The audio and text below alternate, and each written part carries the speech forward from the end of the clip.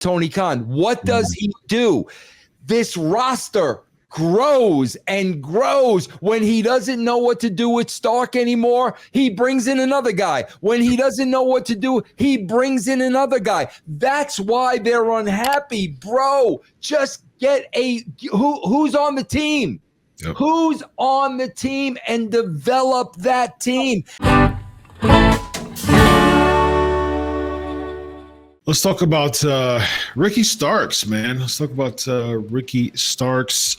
He reportedly, from some sources within AEW, informing me that he is unhappy with his contract, and he's been iced by Tony Khan, and basically he's never been injured, and he's been clear to wrestle the whole time. They just haven't found anything for him. So he's been absent from television. You know, people are rumoring, people throwing rumors, hey, WWE. As far as Ricky Starks as a character, how much does either one of you know about Ricky Starks, and what is your evaluation so far? I know he was a good wrestler. I don't know anything about his character. I can't think of one character defining moment. Granted, I don't watch the product, nor does he probably watch me, but I can't think of what. I'm really drawn a giant blank as far as like anything extended or that would have stood out to me, because I do know of him and have seen the work. But character's probably the most important thing in wrestling, and then usually if it's easily definable, if your character's good, it should be easily definable whether you like it or you hate it. And then I just have indifference to it because I don't know. Gotcha. Vince? Bro, I got to tell you, the closest person he reminds me of, and a lot of people ain't going to remember because it was TNA, was Sonny Siaki. That's who I think of when I see him. And I got to tell you, bro, I liked Sonny Siaki a lot better.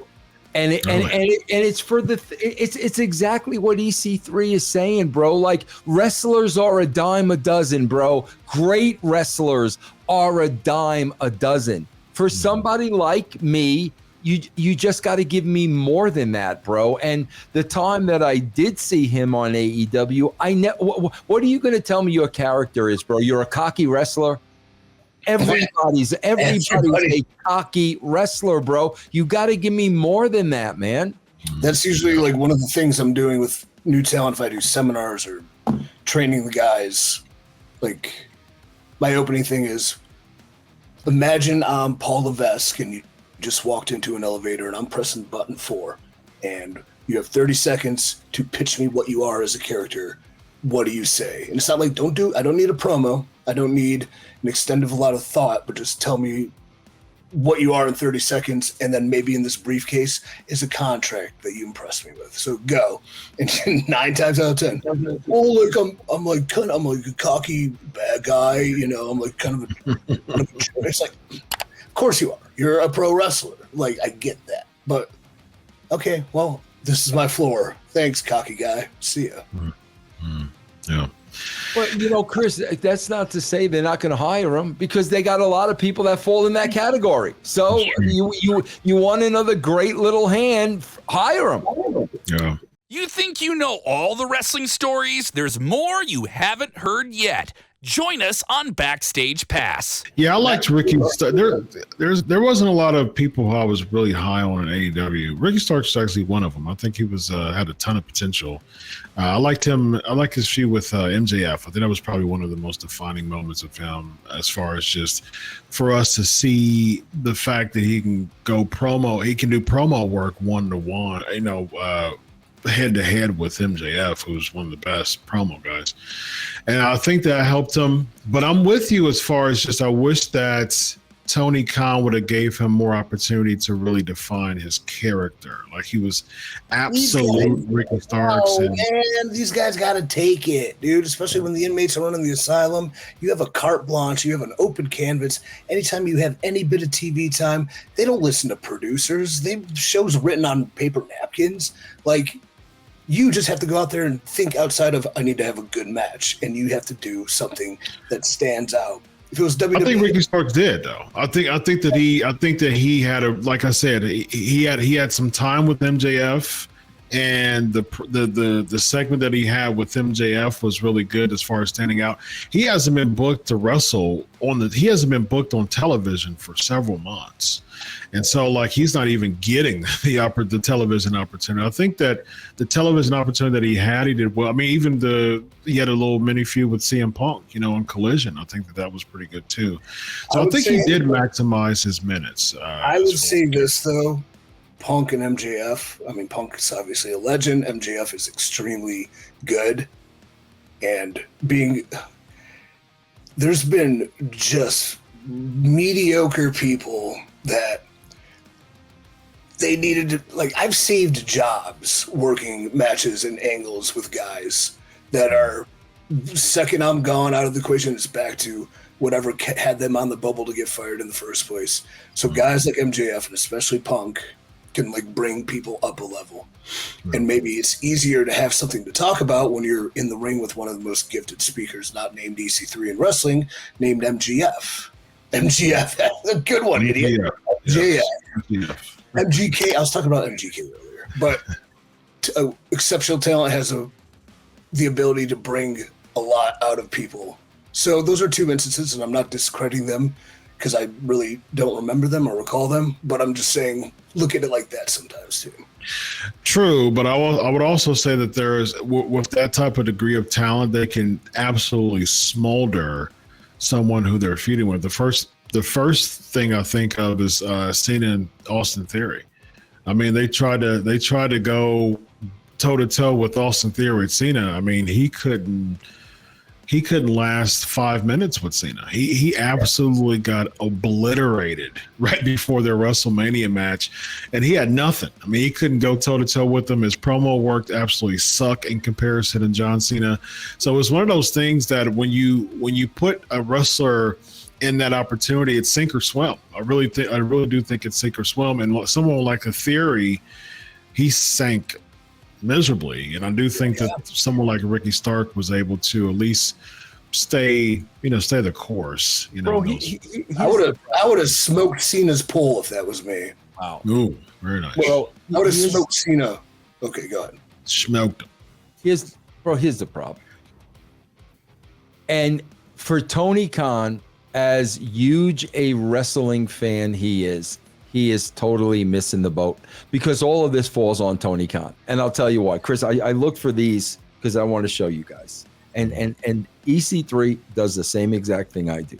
Bro, this is how a writing session starts. You got your heel list, bro. Right here we got heels, and right here we got baby faces. Okay? So you've got a very manageable list, okay? Chris, this is where the fun is. Put your hand in the camera real quick. It's blurry. Okay, this is where the fun is. Mm-hmm. You've got a list of 15 names that you are zeroing in on. Mm-hmm. And now you're going to get all these 15 names in storylines with each other. And now you're going to develop the characters. This is the fun of it. This is non-existent with Tony Khan. What does he do? This roster grows and grows. When he doesn't know what to do with Stark anymore, he brings in another guy. When he doesn't know what to do, he brings in another guy. That's why they're unhappy, bro. Just get who's on the team. Yep. Who's on the team and develop that team. And Chris, that's the fun of it. EC3, am I right? You do exactly what I do. That's the fun of it, bro. Not just you keep bringing in names. Bro, I swear to God, Chris, working indies, and EC3 will tell you, Matt Yaden all the time, they especially now they know I'm writing, bro, Vince, the so-and-so wants to come in. Here's my first question, bro. Are they going to commit? Are they coming in to stay? Because if they're coming in one and done, I'm not interested in them. Are they coming in to stay? And bro, that's where freaking Tony Khan is missing the boat, bro. Peace. Yeah, I call what Vince described mercenaries. I have the same conversation. Oh, so-and-so hit us up. They want to come in. I'm like, of course they do. We're awesome, and we're growing, and we're going to be huge. Of course they want to. Right. Are they mercenaries, or are they going to be on the team? Well, like his rate says, I don't need it. You know why?